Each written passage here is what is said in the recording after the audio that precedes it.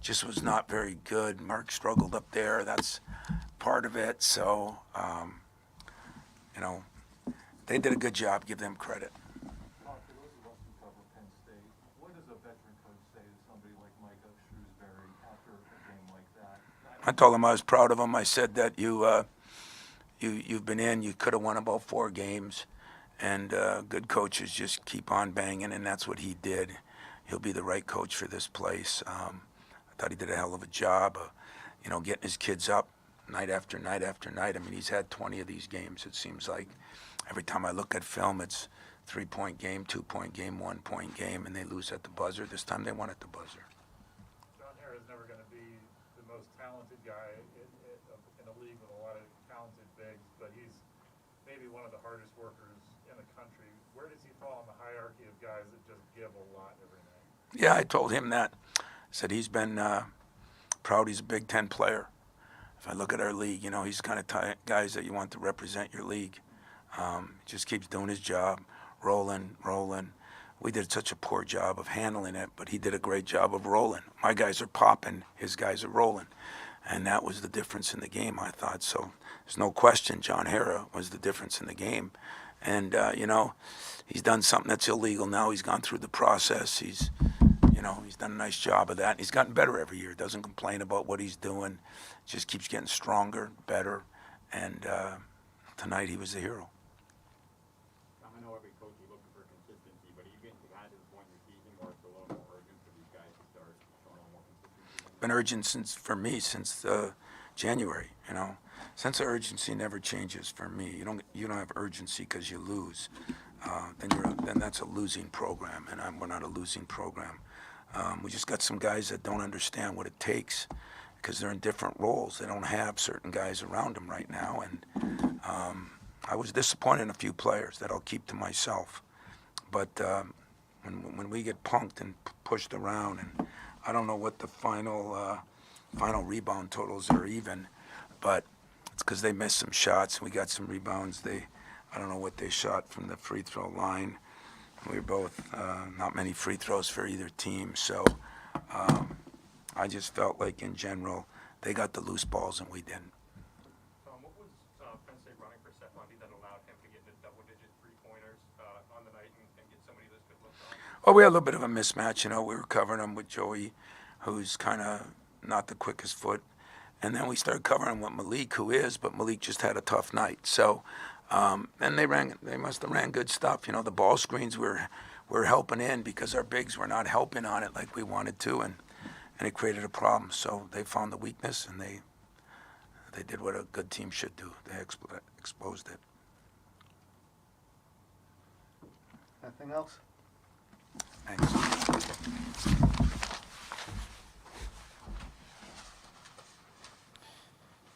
That is head coach Tom Izzo of the Michigan State Spartans following this contest 62-58 as John Harrah joins us here live on set to break down this one.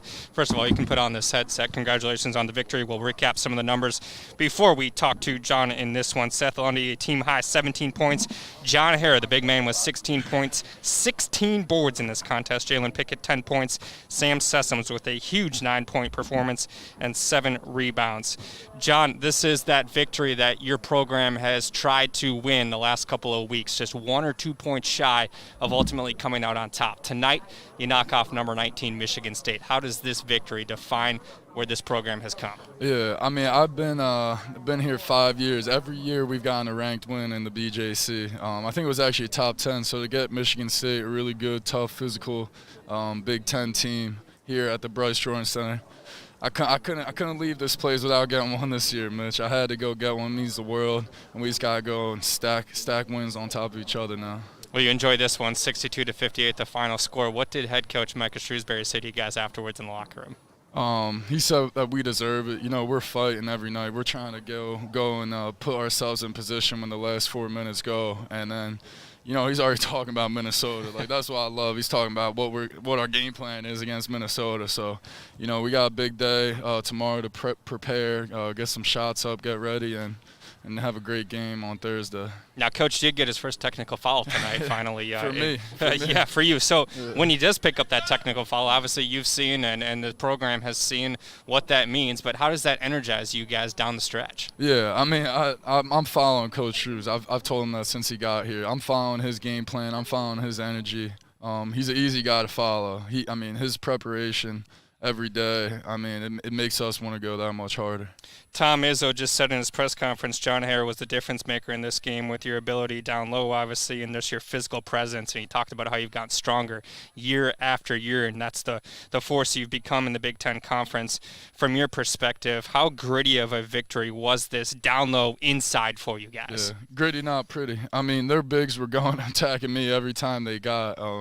I could hear Coach Izzo telling them to feed him in the post. They were going at me, so just respect to them. We went at it, and again, Coach is saying, gritty, not pretty. That's what wins games. Gritty, not pretty. That's the moral to this victory for Penn State as they knock off number 19 Michigan State. John, appreciate your time. Congratulations on another top-ranked victory. Thanks, Mitch. John Hare visiting with us here on the Penn State men's basketball postgame show as you get a live look at some of these highlights right now in this contest. We're going to break this one down. We're going to hear from head coach Micah Shrewsbury as well as some select Penn State student athletes in the press conference. But this one, starting in that first half, Jalen Pickett led the way for Penn State with 10 points. He would continue to score in this game as he finished with 10 points. Obviously, didn't continue to score, finished with 10 points in that first half. But the Spartans with 8 turnovers in that first half. Penn State tougher in that first half, though. As you heard Tom Izzo talk about that a little bit, John Hare finished that first half with 9 points as the Nittany Lions shot just 28% from the field. But it was 24-24 going into the break nonetheless. What would Penn State do coming out of the break? That was a question in this one. Well, Michigan State started the half on an 8-0 run and took a 32-24 lead at the 17:43 mark. Penn State, however, just as they have done all season long, they punched right back in this contest. Second half, they would go on an 8-0 run themselves. Down by 14, Sam Sessoms led the way, started things for Penn State's offense as you're getting a look right here.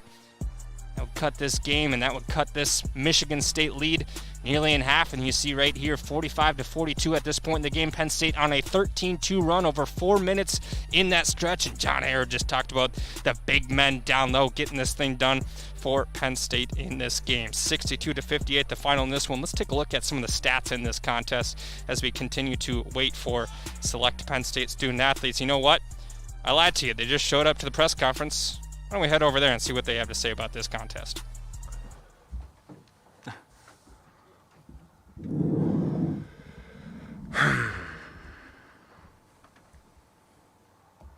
Can you guys talk about what this win means to you, given everything that you've gone through the last few games, how close things kind of were, and you just couldn't quite get it? Yeah, we've put ourselves in position, like every one of the last couple games we played, and Coach was saying it in the locker room, like we earned this win, we deserve this win. Just put yourself in the position and then go out and make big plays. Seth Lundy, huge play, put us up one, I think. Go out there, trust your teammates, and go finish the game. No, yeah, exactly. I feel like all 5 guys on the court, no matter who was on the court at the time, like everybody sacrificed for the team, for the better.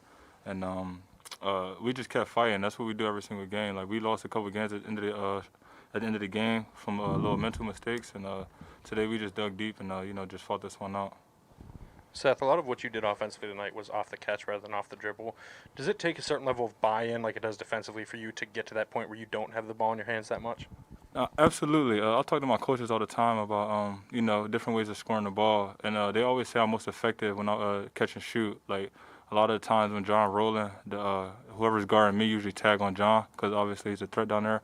So that quick little second when I'm open, the guards just got to read that, make that read, and they tell me to shoot the ball every single time. And they say, just let it come to you. A lot of times I just try to drive and stuff like that, but they said let the game come to you, catch and shoot every single time, and that's what I did tonight.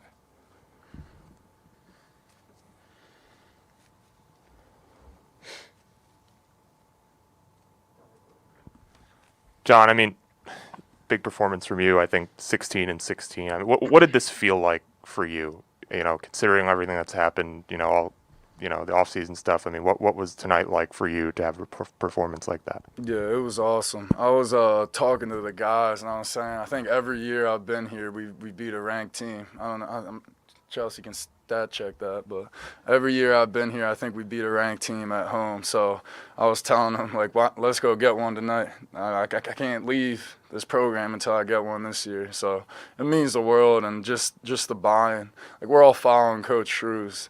Like, we're following him. We're showing up every day and just trying to fight with him.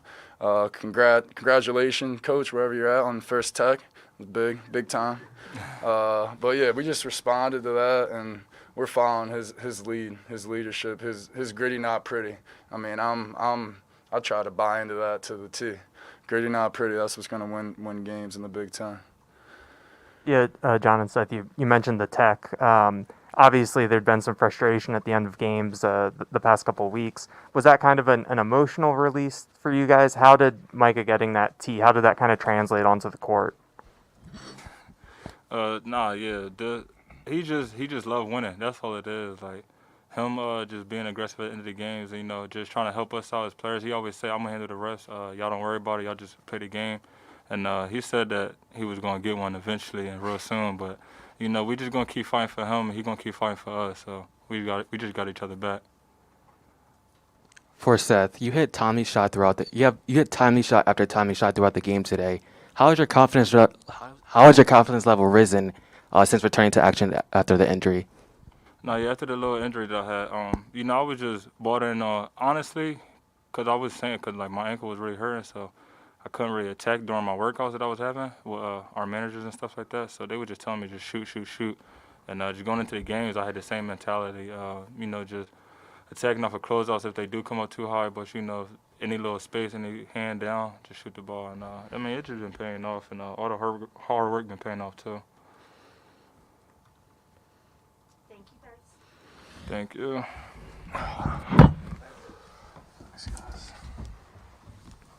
Head coach Micah Shrewsbury will visit with us here momentarily on the Penn State men's basketball postgame show right there at the press conference podium. You heard from John Harrow right there, as well as Seth Lundy. Seth Lundy finishing this game with 17 points, 6 of 14 from the field, and 5 rebounds in this contest. John Harrow, the big man, 16 points, 16 boards. He had 12 boards just about a couple minutes into that second half of this contest. The big man, Tom Izzo, talked about him. He took this game over. He was the difference maker in this contest between Penn State and Michigan State. What's allowing John Harrow to play at such a high level? Great comment from Tom Izzo. If you missed that earlier, go back and listen to that one to hear what the Spartan head coach had to say in this one. As we await to hear from head coach Micah Shrewsbury coming up here in a few moments, Penn State will be back in action here inside the Bryce Jordan Center in just a few days. You got about 48 hours to recuperate as they're going to take on the Minnesota Golden Gophers in a makeup game that was canceled earlier this season, an early tip. And when I'm talking about early, we're not talking about 6 p.m., we're not talking about 6:30 p.m., we're talking about 4 p.m. here inside the Bryce Jordan Center. So, hey, if you need to miss a little bit of work, convince your boss, come on out here to Happy Valley and have some fun with us. That's going to be on the Big Ten Network, or you can be right here inside the Bryce Jordan Center. Why don't we take a look at a couple of comments from those of you that are watching right now. Andy says, congratulations to the guys. They have consistently worked hard and represented themselves well. Great comment there. Andy Roberts says, great win for the Penn State Nittany Lions in this contest. Gene says, congratulations to the Nittany Lions. Gene, hope you're having a great night. And we can't forget Roberts watching. Appreciate you tuning in to the Penn State men's basketball postgame show here inside the Bryce Jordan Center. Let's take a look at some of those highlights as we wait to hear from head coach Micah Shrewsbury coming up here in a few moments. This contest was an interesting one out of the gate for Penn State. Once again, we'll hear from head coach Micah Shrewsbury coming up here in a few moments. But first half was kind of back and forth. Michigan State finished the half just 1 of 7 from the field, and Penn State held Michigan State to 0 points in transition. That was a big point of emphasis in this game for head coach Micah Shrewsbury. Spartans with 8 turnovers in that first half. Penn State, the tougher team, as John Harrow with 9 rebounds. Nittany Lions shooting just 28% from the field, though. But the bottom line is a 24-24 game at the break. Penn State with 8 second chance points to Michigan State's 0 at that point in time. All right, we're going to cut away from these highlights and head back over to the press conference podium where head coach Micah Shrewsbury addresses the local media following the win. First off, like, I say it all the time when I come in here. Like, I grew up in Indiana, grew up in Indianapolis, and I've been watching Big Ten basketball for a long, long time. And,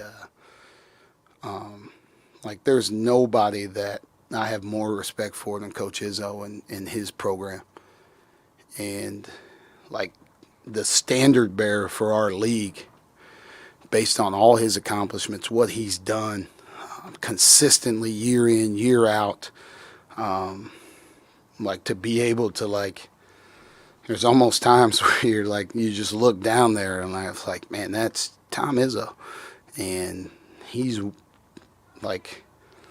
won more games than, like, I don't know, me and probably 50 other people like me combined. So, like, the greatest honor is to compete. And he said it before the game that, like, he's like, you guys, you're going to get one of these. I hope it's not tonight. But I thought, like, our guys really competed. And I'm happy for our guys. Like, they deserve this in terms of how they played and what they've done. But, like, it's an honor for me to coach against Tom Izzo. And, like, he gives a model for how we build our programs and what we do and how his teams get better and better and better as the year goes on and they stay consistent and guys get better and guys wait their turn and they come in and they're a good player and, like, it goes on and on and on and it runs itself and, like, that's who we want to be. That's who we want to be and hopefully we're building that way for the future.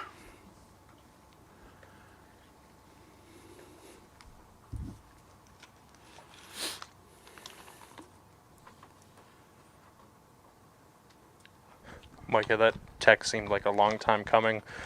What sort of set you off from that standpoint that finally put you over the edge, and how do you think your team responded to that sort of emotionally charged moment?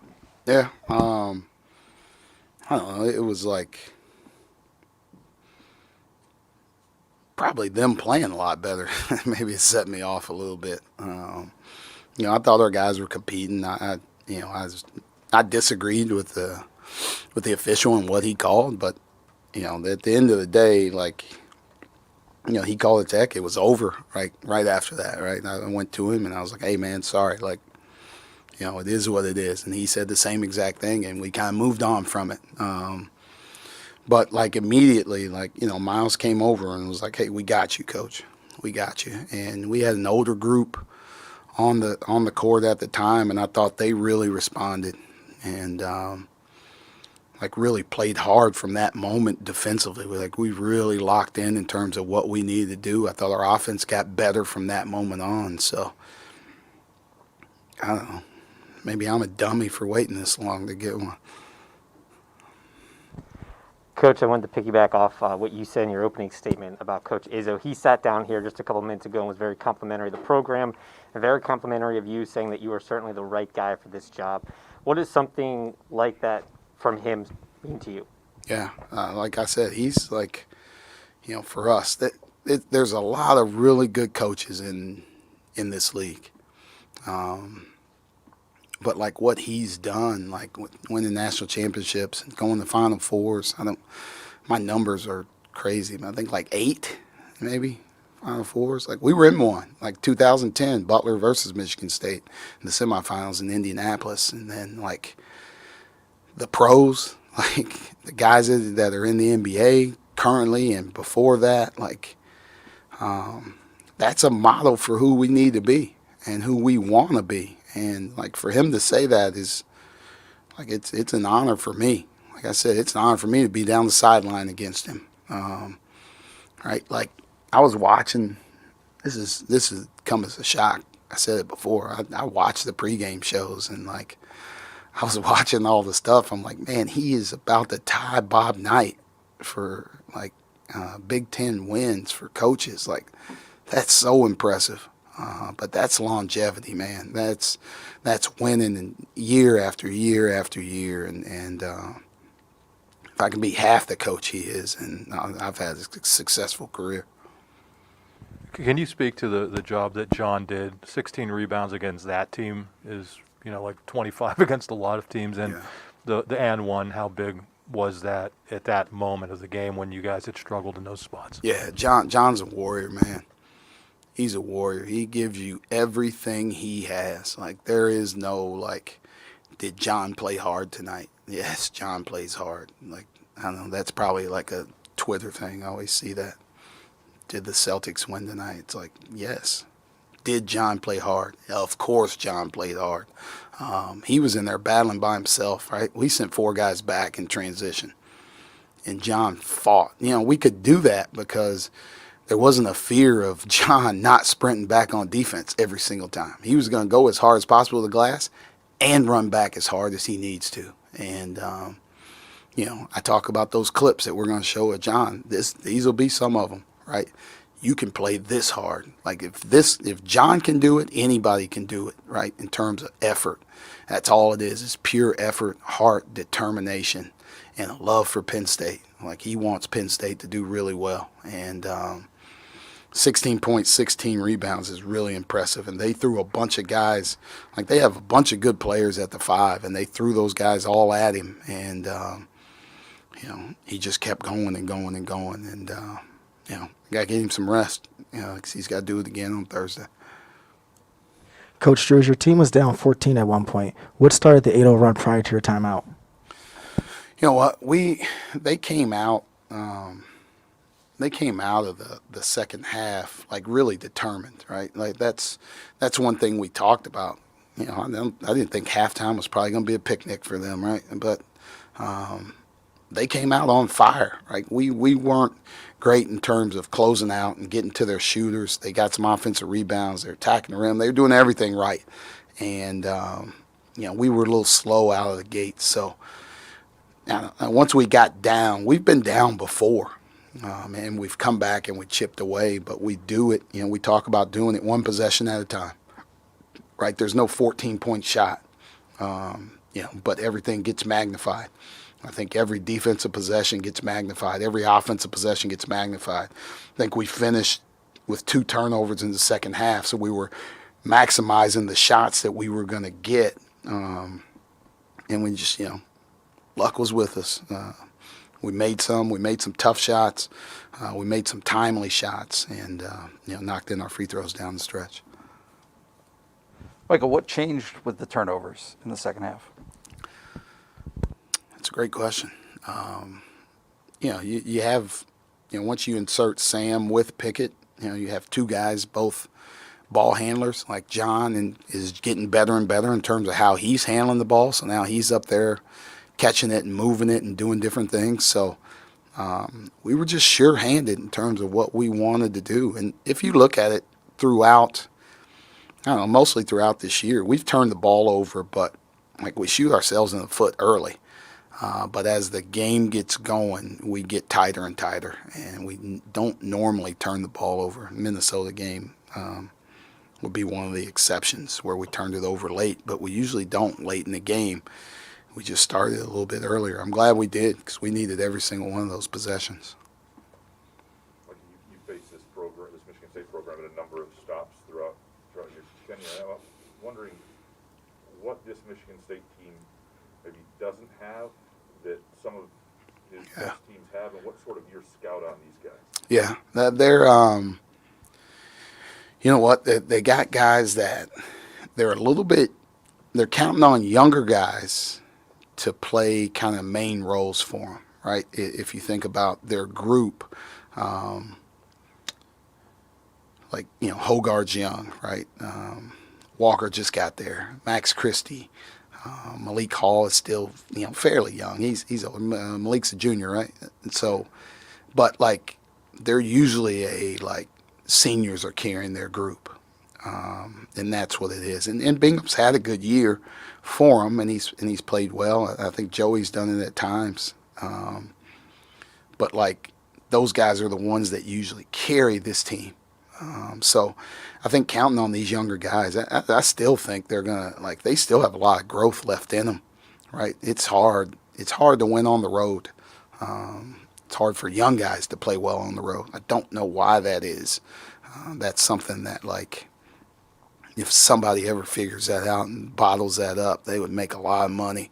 Why people struggle on the road, why young people struggle on the road. So I just don't like, they do it, they can hurt you in a lot of different areas, but it's not consistent in that area, right? They don't have like one go-to guy that they go to. Like, they need a bucket, they're doing this, they're running this play, and they're going to this guy right here. I think there's a lot of different guys that can step up for him, a lot of guys that have stepped up for him at times, but it gets hard when you got a bunch of guys that, you know, based on the game, who do you go to at the end, right? And if you look in the past, like, Cassius is getting those shots, right? Denzel's getting those shots. I don't know if they have that guy right now. They got a lot of guys that are capable. They got a lot of guys that, like, that really good players that will probably be that for them here, but I think just the transition of not having seniors that they always count on to carry them, I think is probably the difference right now.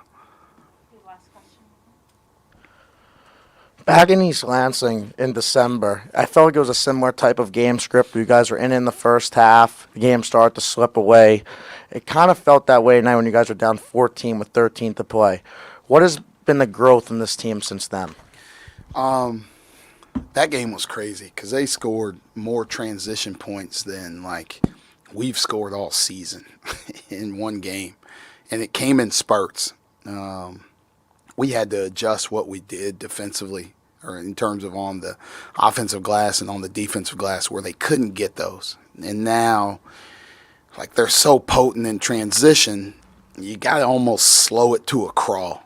And that's what we did, right? We made it a half-court game, and we made every possession be magnified. So, like, the 8 turnovers for us, the 11 turnovers for them, like, in a game like this, like, add 5 more, because that's what it usually is in a regular game. So, you know, we got the game how we wanted it. We tried to do some different things defensively, like nothing special, but I thought our guys, like, really competed, played hard on the glass. I thought we boxed them out as best we could and went after it. And that's where they crushed us in game 1, transition and rebounding. And we've, like, that game, when I went back and watched it, it was so long ago. So you see growth from kind of both teams. But I think our guys, you know, played with the same spirit. And when they got down, or when we got down, like, we got tighter as a group. We came together as a group, and you know, it's kind of where you're seeing the growth in our team. Like, when adversity hits, who are we? Who are we? And tonight we responded when adversity hit us. Thank you, guys. What happened with that Celtics-Sixers game, by the way? When adversity hits, who are we? Penn State picking up a victory tonight over the Michigan State Spartans, 19th ranked team in the country, 62-58, the final score in this contest. You take a look at the highlights one more time in this contest. Big time victory for Penn State. First half, it was all sorts of back and forth, low scoring affair in the first half, as it was 24-24 at the break. Michigan State finished the half on a 1-of-7 stretch over the course of a couple of minutes. Penn State holding Michigan State to 0 points in transition. That was a big point of emphasis coming into this contest based off the last time these two met in East Lansing. Spartans with 8 turnovers in that first half. Penn State, the tougher team. John Harrah, who Tom Izzo talked about a little bit towards the end of his press conference. If you missed that, go back in the stream and watch that. Great comments from the legendary coach Tom Izzo. Great to see, obviously, too, Micah Shrewsbury acknowledging the legendary coach in Tom Izzo, and just watching him on the sideline, the demeanor that he carries, so on and so forth. Obviously, mutual respect between those two head coaches. As I mentioned, it was 24-24 at the break. Michigan State, though, would come out in the second half on an 8-0 run and took a 32-24 lead at the 17:34 mark. Penn State, as they have done all season long, would punch right back as Micah Shrewsbury picking up his first technical foul. He talked about that and how that really sparked the offense going forward in this contest. John Harrah also talking about that with us here live one-on-one on the Penn State men's basketball postgame show as well. due to John Hara. That was the reason he got the technical. John Hara taking that one. But hey, obviously that was a long time coming here from the past couple of games. If you are an avid Penn State men's basketball fan, you saw that one coming. Down by 14, Sam Sessom started an 8-0 run for Penn State to make it a 6-point game with just 11 minutes to play in this contest. Clutch performance down the stretch from everybody involved. Micah Shrewsbury talking about before this game how it's been a 1-2 point swing that has unfortunately allowed Penn State to be on the losing side of things the last couple of games, but tonight that was not the case in this one. It's once again 62-58, the final score from here inside the Bryce Jordan Center. Penn State going to be back at it on Thursday. Quick turnaround. We're talking about 48 hours when Penn State will be back here inside the Bryce Jordan Center taking on the Minnesota Golden Gophers. And I can tell you, this Penn State program is chomping at the bit to take those Golden Gophers back on based off a couple games ago now. That tip time is going to be set for 4 p.m. Eastern time on the Big Ten Network. Hope all of you can join us here inside the Bryce Jordan Center. Talk to your boss. Make sure that you can get out of work. Come join the fun here inside the Bryce Jordan Center. I mean, after all, what are we talking about? An hour or two more of work? Might be a little bit more productive with the vocal cords here inside the Bryce Jordan Center. That's going to do it for this edition of the Penn State Men's Basketball Postgame Show as Penn State knocks off number 19 Michigan State 62-58.